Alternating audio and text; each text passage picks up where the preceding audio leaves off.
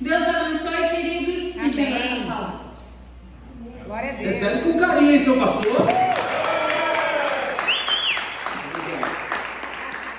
Muito bem, gente. Um domingo que a gente fica sem vir na igreja é estranho. A gente parece que está um mês sem vir na igreja, mas foi um domingo só e foi domingo passado só. Fique tranquilo, eu estou contando, tá?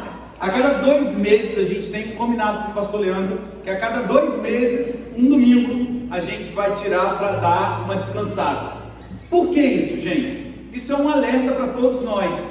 Por quê? Às vezes a gente se envolve tanto com tanta coisa que a gente, quando vai ver, a gente está mal de saúde, a gente está mal com a família, a gente está mal com as coisas ao nosso redor, porque a gente não consegue descansar. Peraí, pastor, então eu posso escolher um domingo por mês para não vir na igreja para descansar? Eu disse que eu não venho a Taubaté, mas eu não deixo de ir na igreja. Então todos os domingos nós estamos lá na nossa sede, estamos lá em Resende.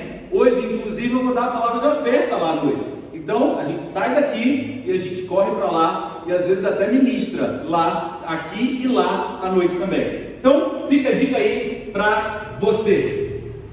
Juninho e Aline, muito obrigado mais uma vez, vocês são queridos demais. Sabe aquele casal que você conhece há muito tempo e quando encontra parece que tem um dia que não se viu? É esse casal aqui. Quando a gente se encontra, gente, é papo para 4, 5 horas.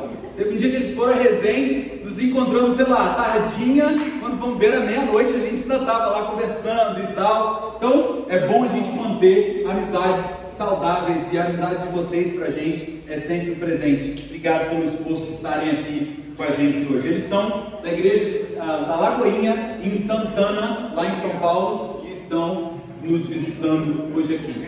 Obrigado a todos vocês que estão aqui. Eu acho que semana, quantas cadeiras já semana? Vou contar, porque com o pastor Camã só tinha 15 vazias. É verdade, com o Camã todo mundo vem. Né? Ficaram mandando foto semana passada para mim assim, só faltam 17 cadeiras, pastor, agora só falta 16, agora só falta 15. Eu falei, não quero mais saber. Porque se encher essa igreja com o Camã aqui, eu vou ficar bravo. Vou esse convite quando seu pastor estiver pregando também. Tá bom? Muito bem, gente. Feliz demais de estarmos mais um domingo aqui e eu tenho certeza que Deus vai falar conosco. Amém. Vamos orar e vamos para a palavra. Pai, obrigado porque o Senhor tem nos sustentado, obrigado pelo teu favor, pela tua graça, obrigado porque o Senhor está sempre conosco. E nessa manhã, Pai, nós pedimos que o Senhor fale conosco de uma forma muito, mas muito especial, em nome de Jesus. Amém. Queridos, o tema dessa manhã é... Cadê o tema dessa manhã? Nossa, temos um relógio chique aqui hoje. Gostei, não, gambiarra não, né? Recurso técnico. Chique no último. O tema dessa manhã, diz assim comigo: o que devo fazer? O que devo fazer quando estiver mal? quando estiver mal? Eu tenho uma palavra hoje para você que eu tenho certeza que o versículo que eu vou ler agora, ele pode te trazer talvez algum conforto, ou talvez ele pode te deixar com raiva.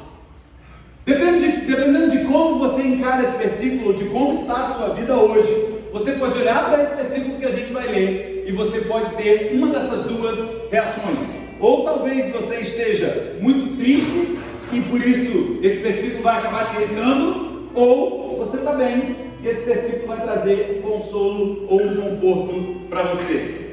E o versículo está em Provérbios, no capítulo 12, versículo 25, que diz assim: a ansiedade no coração deixa o homem abatido. Vamos parar aqui. A gente tem vivido dias em que eu tenho percebido que as pessoas estão cada vez mais ansiosas. Sim ou não? Sim. Eu queria ser daqueles que quando ansioso estou, param de comer. Ah, como eu queria.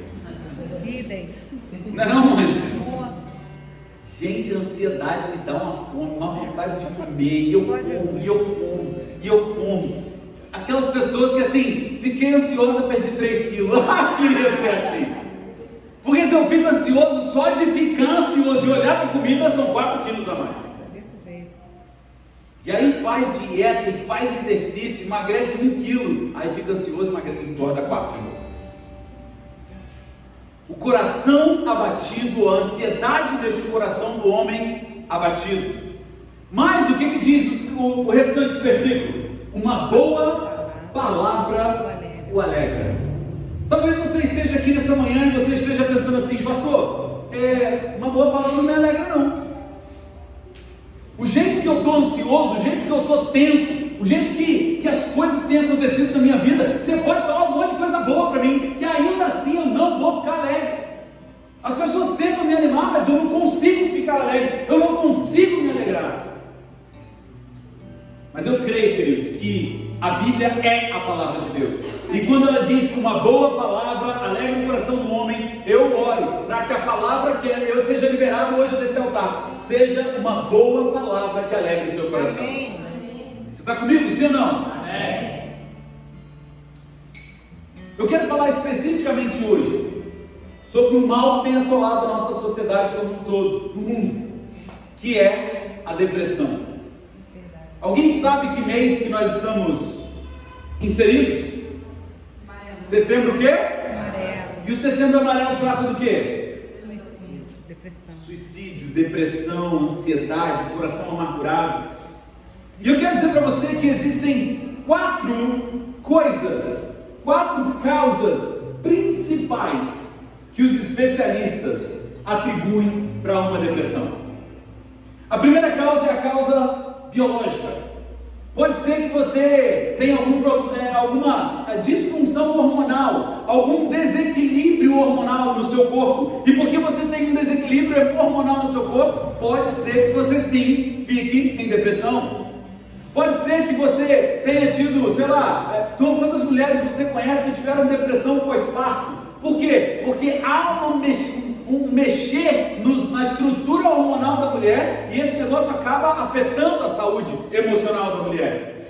Quantas mulheres conhecem, quantos homens também conhecem a tal da TPM? Porque quem sofre de TPM não é a mulher, é o homem que lida com a mulher. E quantas vezes a TPM faz coisas? Você sabia que, eu acho melhor não dizer isso não, porque eu posso dar um álibi, né? Mas uma mulher de TPM pode provar isso no tribunal. Se ela matar uma pessoa, isso pode servir como álibi. Não use isso como álibi. Mas dependendo da variação hormonal, pode sim ser que uma pessoa entre em depressão. Mas não é só a causa biológica. A segunda causa é a causa relacional. Talvez você esteja com um relacionamento cortado com alguém da sua família, com um filho, com uma filha, com um pai, com a mãe, com o seu ex-marido, com a sua ex-mulher, com alguém que está perto de você, e relacionamentos tóxicos, relacionamentos mal resolvidos, relacionamentos que te deixam tristes, eles podem sim acabar te levando para uma depressão, para um sentimento de ansiedade, de abatimento emocional, que talvez te aprisione num sentimento de depressão. Terceira causa é uma causa circunstancial. Quando alguém perde um ente querido, quando alguém perde um emprego, quando alguém está numa situação em que a sua vida talvez é uma falência financeira, tantas coisas podem acontecer no seu entorno que podem influenciar diretamente para que você sim tenha sentimentos e sintomas de uma pessoa deprimida e venha a ter a depressão. Primeira causa biológica, segunda causa relacional, terceira causa circunstancial, e a quarta causa pode ser que você esteja enfrentando uma batalha espiritual. Quantas vezes nós sofremos pressão do inimigo? Sim ou não, gente? É só lá em casa que acontece isso?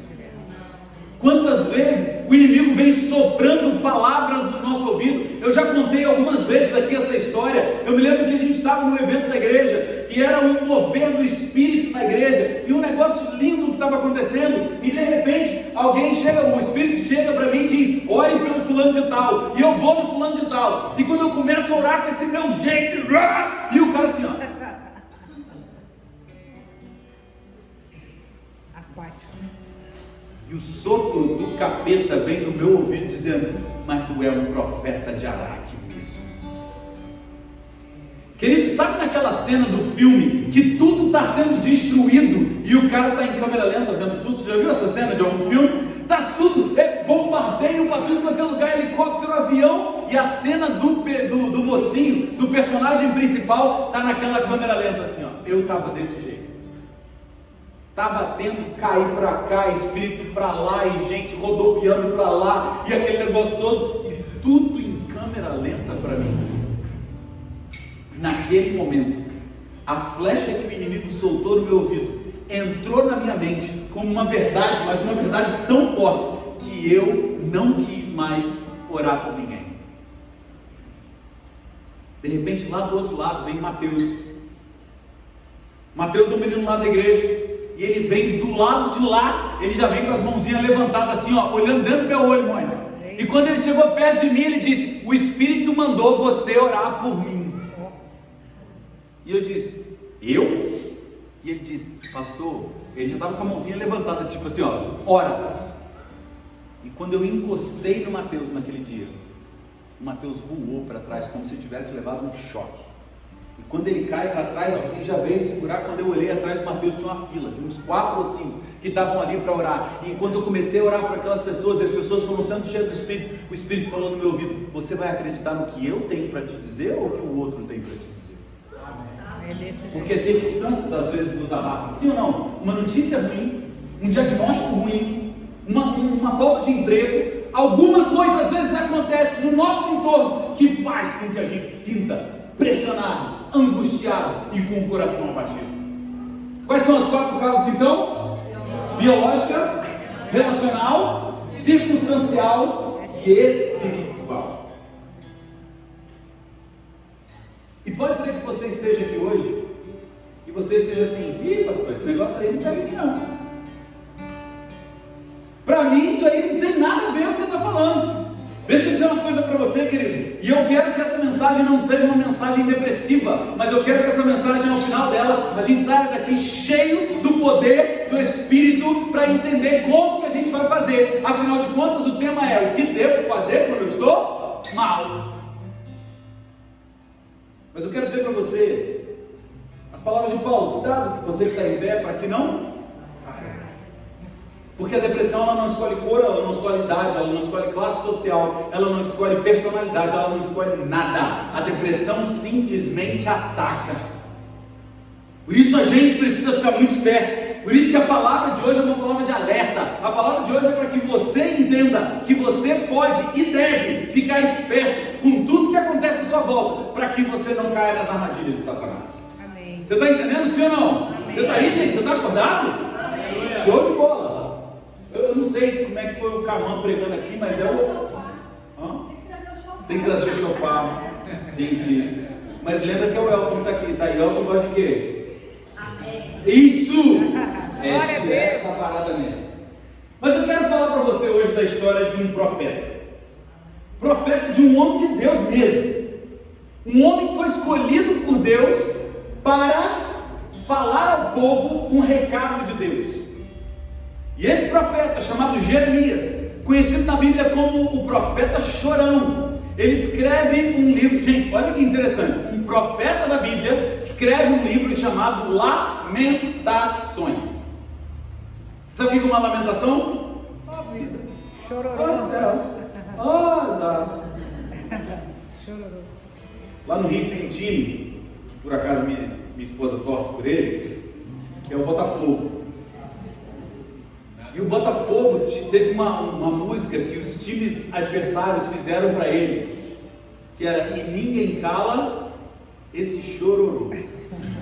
Porque houve uma época, agora não mais, mas houve uma época que o botafoguense, não é, William? Só chorava no Rio. Tudo era ó vida, ó céus, ó azar. Tudo acontece com o Botafogo. Era o lema dos botafoguenses. Mas graças a Deus essa fase passou. Eles continuam ganhando muita coisa, mas pelo menos já não reclamam tanto mais. Mas o profeta Jeremias, um profetaço da Bíblia, escreve 2 livros da Bíblia. Esse profeta enfrenta uma depressão. E como é que ele enfrenta uma depressão, Léo? Ele enfrenta uma depressão depois que ele vê todo o povo sendo cativo, sendo levado como escravo, sendo levado para fora de Jerusalém e indo para a Babilônia como escravos. E nesse livro de Lamentações, no capítulo 3, versículos, você vai acompanhar comigo, eu vou pular alguns versículos, você vai ver que a lamentação dele é a lamentação mesmo. E a gente vai pular alguns versículos só para você entender o contexto que eu quero dizer para você. E olha o que Jeremias, vendo toda essa cena, como que o coração dele estava em relação a Deus. Diz assim: eu sou o homem que viu a aflição trazida pela vara de sua ira. A ira de quem? De Deus. Ele está falando de Deus. E ele diz: ele me impeliu e me fez andar na escuridão e não na luz. Clica lá para mim. Só clica na tela ali, porque eu acho que você deixou uma coisa aí e parou.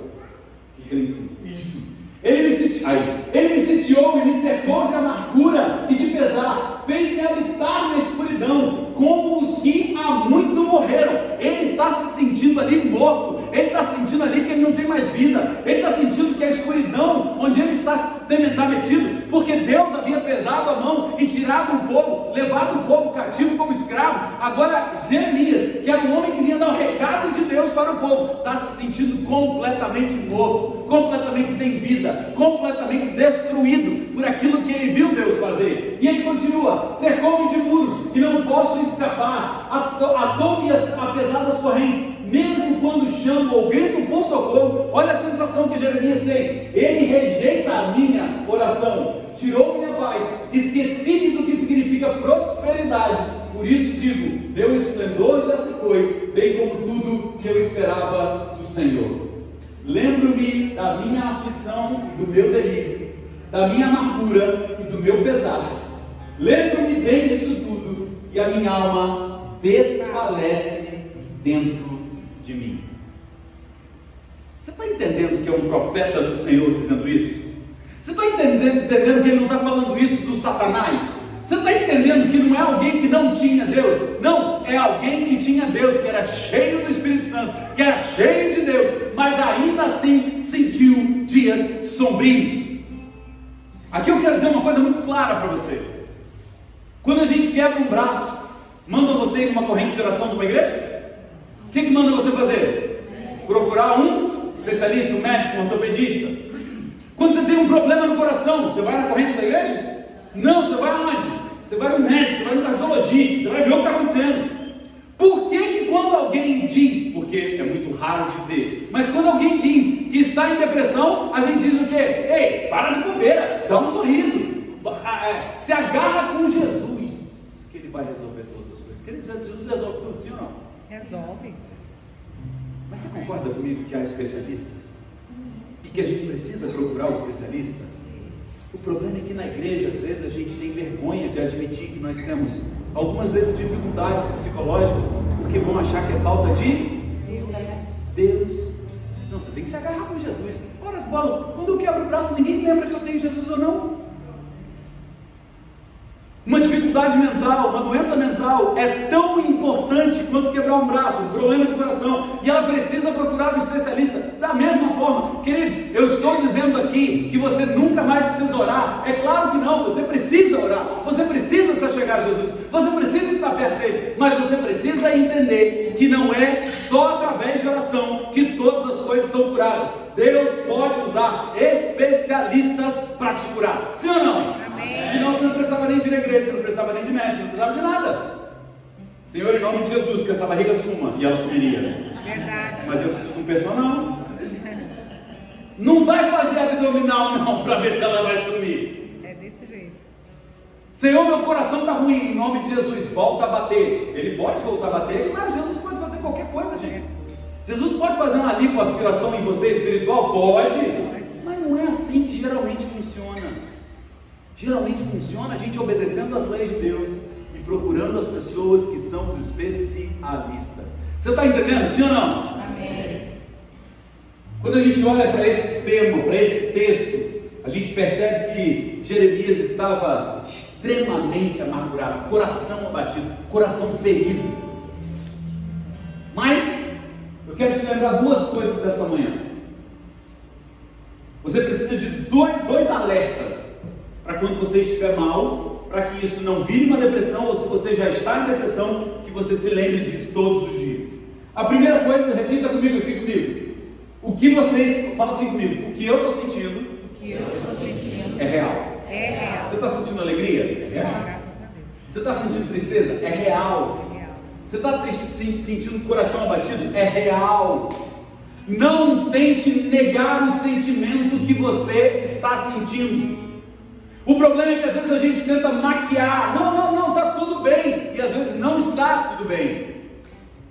Eu me lembro de uma vez que eu conversei com uma pessoa que eu conheço lá de Niterói. E eu virei para essa pessoa e falei: e aí, cara, como é que você está? De glória em glória, a minha vida está virando alvo. O que é de glória em glória? No português eu conheço, está tudo bem ou não. De glória em glória não comunica comigo. Mas às vezes a gente quer esconder aquilo que a gente está sentindo, porque muitas vezes aparenta ser um sinal de fraqueza.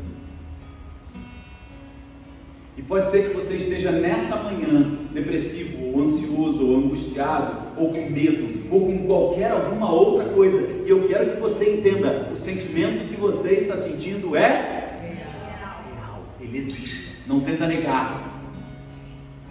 A segunda coisa que eu quero que você se lembre é que a sua situação muitas vezes pode parecer não ter esperança. Quem já viveu uma cena dessa? Que você acha que a sua situação não tem esperança? Que bom, tem umas pessoas aqui que, glória a Deus, já estão no céu. Nunca passaram por uma... Não, nunca pensei nisso. Glória a Deus pela sua vida, irmão. Estou feliz por você. Mas os mortais já passamos por isso, sim ou não? Cara, olhar para a sua situação e falar: mano, não tem jeito. Alguém já pensou isso? Isso aqui, como é que eu saio dessa agora?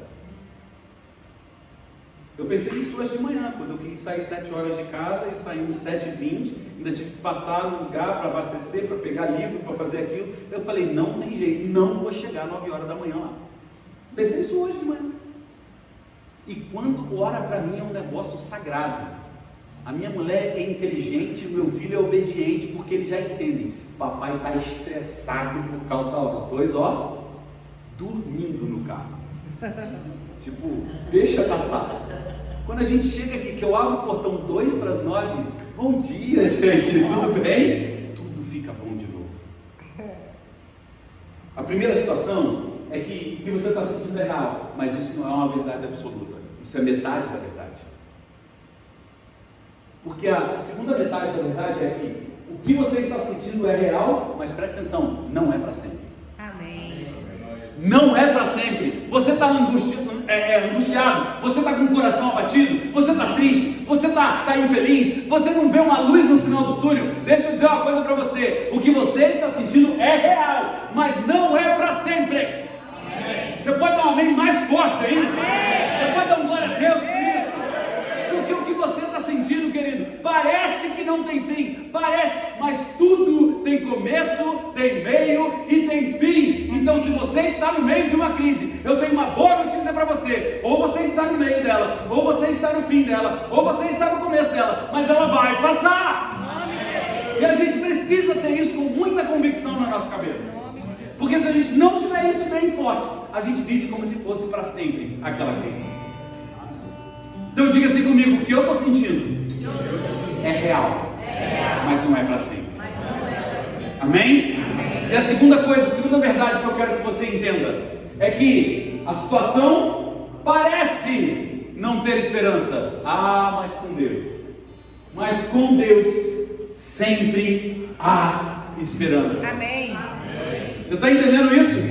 Não importa qual é o momento de vida que você está vivendo, não importa qual é a dificuldade, não importa qual é a pressão que você tem vivido. Deixa eu dizer uma coisa para você: se você não tem esperança hoje, eu quero que você saia daqui com uma boa notícia. Há alguém que se chama esperança, e o nome desse é Jesus. Ele é a nossa esperança. Glória a Deus. E é por isso que você vem na igreja, porque nós somos os portadores da mensagem de esperança. Amém. Falamos hoje aqui na capacitação destino. Aliás, nossa primeira turma de capacitação destino da galera que vem da UV terminou hoje. Glória a Deus. Semana que vem é prova. Agora ninguém fala glória a Deus, né? Semana que vem é prova. Misericórdia, pastor. Lembre-se sempre disso. A situação que você está enfrentando parece não ter esperança, mas tem. Pastor, então vamos para a prática. Glória a Deus. O que eu devo fazer quando eu estiver mal? Lembra que eu disse que você precisa entender que o sentimento que você está sentindo é real? Então dê nome a ele. Dá nome. Estou sentindo medo. Eu estou sentindo angústia. Não tenta fingir que não está acontecendo. Deixa eu falar uma coisa, vou te ensinar uma técnica de comunicação. Um orador, quando está falando de alguma coisa aqui no público, vamos supor que o Jonathan, sei lá, se levante aqui. Levanta aí, Jonathan. Olha o olhar de todo mundo para onde foi. Pode sentar, obrigado. Pode continuar tocando. Isso é top, mano. Jonathan é nosso aluno lá, está arrebentando. Menino bom. Menino bom. Uma técnica que os comunicadores de excelência fazem é o seguinte: quando alguma coisa chama a atenção aqui e tira a atenção de quem está falando, eu vou te ensinar uns bastidores aqui para você entender o que eu faço. Geralmente eu faço assim, ó, todo mundo está olhando para o Jonathan, aí eu viro e falo assim: gente, uma salva de palmas para o Jonathan, por favor. Eu chamo a atenção para aquilo que está te distraindo e de repente eu chamo você de volta para mim. Isso é uma técnica que os oradores usam. Ou seja, eles chamam a atenção para aquilo que está desviando a atenção do povo, e agora que você já bateu palma para ele, já percebeu que ele está aqui, o que você faz agora? Você volta, você concentra em quem está falando. Se você dá nome ao seu sentimento, você não ignora o que está acontecendo, você chama a atenção para o elefante branco que está naquela sala, ou o elefante rosa, ou bota a cor que você quiser no elefante, mas você chama a atenção para aquilo, e aí você volta para você. Quando você finge que não está, não, eu não estou triste, eu não estou triste, eu não estou triste, lá, eu não estou triste. Se você faz isso, ignora o que você está sentindo, sabe o que vai acontecer? A tristeza vai te consumindo, cada vez mais vai te consumindo. Então por isso, dê nome ao que você está sentindo. Pastor, eu estou triste. Deus, eu estou angustiado. Deus, eu estou com medo. Acho que o dinheiro não vai dar esse mês. Fale para Deus, procure o seu líder, procure os seus pastores e diga o que está acontecendo e dê nome, porque quando você dá nome aos seus sentimentos, você abre uma oportunidade de Deus mudar os seus sentimentos. Amém. Você está entendendo sim ou não, gente? Estou pregando melhor do que você está reagindo, hein? Vamos lá, hein? Eu quero vocês. Quando você dá nome, querido, quando você não ignora, quando você não deixa para lá, mas você diz: eu estou angustiado, eu estou triste. Hoje de manhã a Suzane falou: tá tudo bem, meu amor, eu estou preocupado com a hora, já logo dei o nome, eu preciso chegar lá, semana que vem vamos sair mais cedo. Quando você dá o nome e tem consciência do que está acontecendo, fica mais fácil, porque você sabe contra quem você está lutando. O problema é quando a gente não sabe. Quer ver os piores dias da vida? Quando você faz um exame para descobrir se aquilo é bom ou ruim, e naquela uma semana em que o resultado não saiu, são os piores dias da sua vida, sim ou não? Porque mesmo que o resultado seja ruim, ainda assim agora você sabe contra quem você está lutando. O problema é naquela semana que você fica naquela angústia, o resultado sai, não sai. Isso te consome mais do que o resultado em si. Porque o resultado, meu irmão, a gente levanta, sacode a poeira e bola para frente. E vamos fazer o que tem que fazer. É desse jeito. Não é? Por isso, dê nome aos seus sentimentos. Não finja que não está acontecendo. Não deixa para lá, não. Essa história de que não, nada melhor do que o tempo para curar. Você já viu alguém ser curado pelo tempo? Não, meu braço quebrou, eu tive uma fratura externa e eu vou deixar. Minha amiga enfermeira, se eu deixo meu braço, o osso para fora, depois de um tempo ele volta automaticamente ao normal, sozinho? Tempo não cura aquilo. O que cura é Deus. O que cura é a minha postura. O que cura é procurar o profissional certo. O que cura é fazer o que precisa ser feito. Por isso, dê nome ao seu sentimento. Uma segunda coisa. Sim. Lembre-se que o que você está sentindo é real, mas não é para sempre. E agora aqui, preste atenção nisso. Talvez esse seja o ponto mais importante do nosso bate-papo hoje. Verdade. Não tome decisões ou tire conclusões definitivas baseados em sentimentos temporários. Eu vou repetir. Não tire conclusões ou tome decisões definitivas baseados em sentimentos temporários. Mais ou menos assim: fiquei com raiva porque o pastor me viu e não me cumprimentou, vou sair da igreja. Aqui em Taubaté eu sei que isso nunca vai acontecer. Amém. Mas em outras igrejas eu vejo assim acontecendo. Deixa eu dar uma notícia para você. Depois dos 46 anos eu descobri duas coisas na minha vista. A primeira é que agora eu sou míope. Eu não era. Então, se eu não te ver, eu tenho um álibi. E a segunda coisa que agora eu tenho, eu não sei o nome, presbiopia. Quem já chegou nessa fase? Que tá rindo já sabe o que é. Presbiopia. Vou te falar o que é. Você não sabe o nome, né? Mas você vai se identificar talvez agora comigo. Theo chega para mim e fala: pai, olha isso aqui. Agora eu entendi o que é que eu quero. Entendeu? Entendeu o que é presbiopia? Pois é. Sabia dessa. No auge dos meus 46 anos, eu fui na oftalmologista. Foi quando? Segunda? Segunda-feira. E a médica, que é muito nossa amiga, falou assim: Eltinho, você tem quantos anos? Aí eu, por quê? Ela, porque você é presbíope. Aí eu falei: eu não, sou da casa de paternidade, filho. Não sou presbítero em igreja nenhuma. Ela falou: não, você tem uma coisa aqui, ó. Aí ela botou: você consegue ler? Aí eu falei: não. Aí ela botou aquelas máquinas.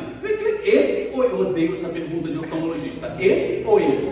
Esse ou esse? Só quem usa óculos está entendendo a minha piada. Quem nunca foi no oftalmologista, isso não faz o menor sentido pra você. Mas é assim, ó: esse ou esse? Aí fica aquele silêncio. Não sei. Não, vou botar de novo. Esse ou esse? Aí você chuta qualquer um dos dois, porque tá igual, não é não? É esse! Ah, tá, tem meio grau a mais. Agora sim. É desse jeito. Eu descobri que agora, além de míope, eu sou presbíope. E sou astigmatíssimo. Se é que tem esse nome. O negócio tá ficando bom. O negócio tá ficando bom. Rapaz, esse negócio de ficar velho é bom por isso, porque as coisas vão multiplicando na nossa vida. Mas eu disse isso tudo porque às vezes a gente toma algumas decisões pro resto da vida por causa de um sentimento que eu tive errado, ou talvez que tenha sido certo, mas que não era para ser para sempre. Mas às vezes a gente toma uma decisão: eu nunca mais. Aproveitar que o Theo não está aqui, eu vou dizer: tem hora que na hora da raiva eu dou um castigo para o Theo, que a Suzane só me olha e fala assim: não foi demais? Um dia eu disse para o Theo assim: se você fizer isso de novo, você nunca mais vai mexer no celular. Suzane olhou para minha cara e falou: Não vai poder cumprir.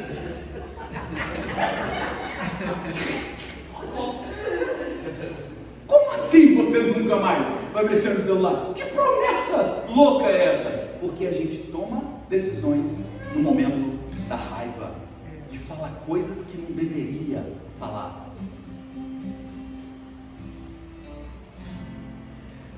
Segundo ponto, nesses 9 minutos que me restam, peça ajuda. Uma coisa que muita gente pensa que pedir ajuda é um sinal de fraqueza. Deixa eu falar uma coisa para você: pedir ajuda é um sinal de sabedoria. Porque só os arrogantes não pedem ajuda. E um dos maiores exemplos de quem não pediu ajuda na Bíblia foi um tal de Sansão. Eu sei o que eu estou fazendo, já comigo. Isso é a síndrome dos homens. Amor, para perguntar. Eu sei o que eu estou fazendo. Vai, Sansão. Vai mexer no animal morto. Vai beber bebida fermentada. Vai deixar cortar o cabelo. Aí fica fraco, não sabe o que aconteceu. Que não ouviu, profetiza. Porque a profetisa está um tempão: pede ajuda. Eu sei cuidar das finanças. Pede ajuda. Eu sei controlar meus sentimentos. Pede ajuda. Procura o seu pastor, marido. Sua mulher falando. E o marido fala assim: se ele sabe mais do que eu sei das coisas. Sou mais velho. Hã? Sou mais velho. Sou mais velho que ele. Ele acha que sabe o quê? Que? Já sou presbíope, rapaz. Presta atenção. Agora eu tenho essa desculpa para falar. Quando alguém falar: é um garoto. Garoto nada, rapaz. Sou presbíope. Você sabe o que é presbíope? Então fica quieto. Vai procurar depois que vem falar comigo.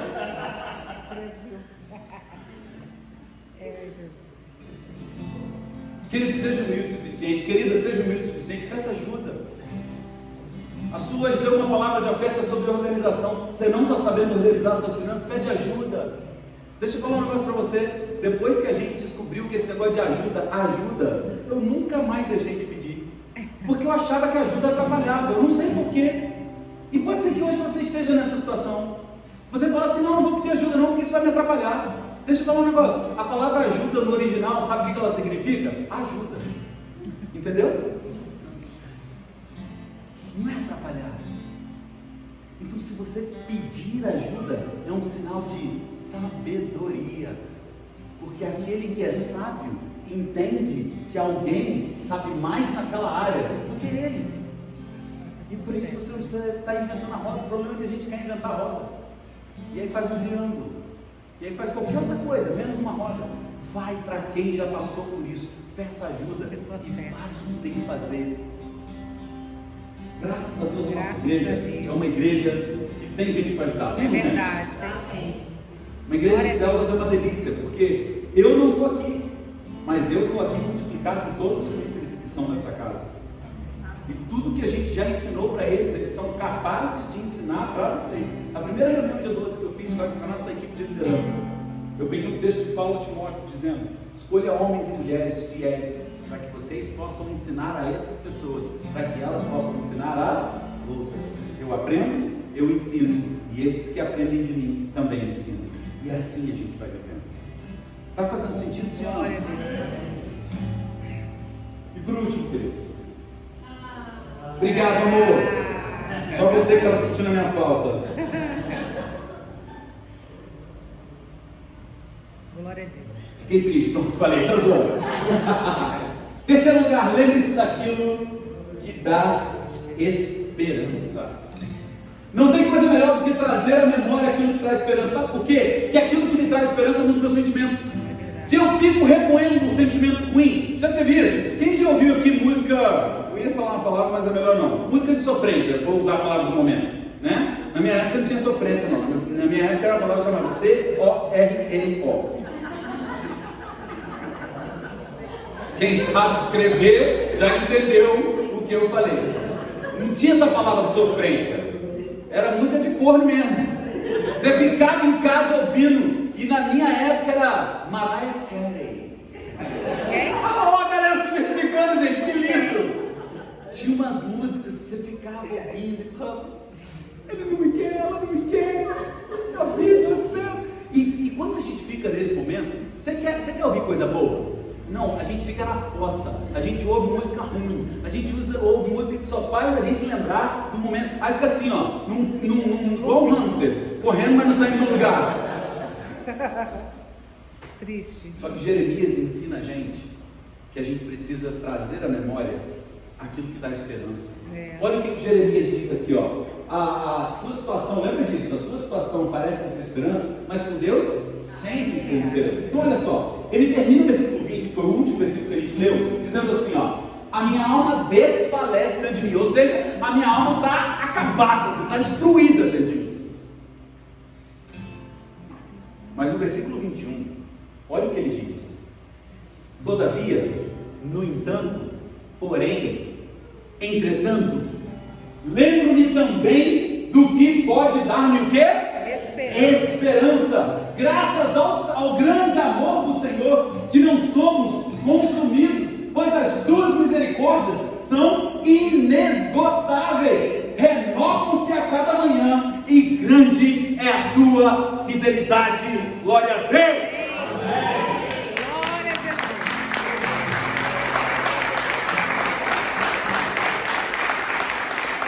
Em vez de eu ficar como um hamster, correndo sem sair do lugar, patinando sem sair do lugar, remoendo os meus próprios sentimentos, traga à memória o que Deus já fez por você. Traga à memória o que Deus já fez por alguém que você conhece. Traga à memória o que Deus já fez para alguém na Bíblia. Traga à memória aquilo que pode trazer esperança. Olha, eu não tenho dinheiro esse mês, o meu dinheiro acabou, eu estou com medo de que não vai dar, mas eu me lembro que no mês passado, o mês passou, e eu consegui fazer tudo que eu tinha que fazer.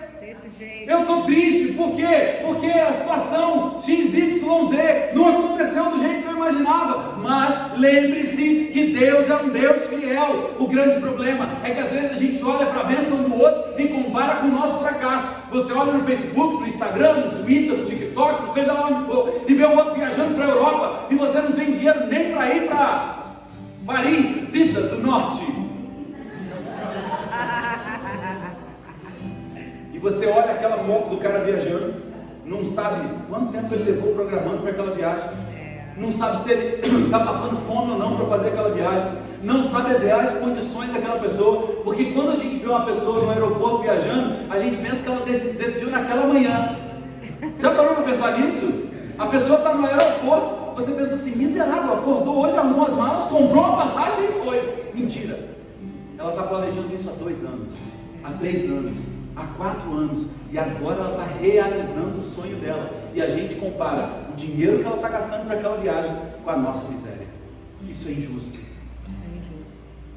Começa a se comparar com meses que Deus estendeu a mão para você. Começa a olhar para trás da sua própria história e falar: Deus me abençoou naquela situação assim, assim, assim. Deus fez um milagre naquela situação assim, assim, assim. Não é porque Deus não resolveu a sua situação financeira nesse mês que ele vai deixar de ser o dono de prata e de ouro. Não é porque Deus não te curou esse mês que ele vai deixar de ser o Deus que cura. Não é porque Deus não te abençoou da forma que você queria que ele deixa de ser um pai amoroso. Deus continua sendo Deus. Amém. Nós precisamos olhar para Deus e nos lembrar daquilo que nos dá esperança. Amém.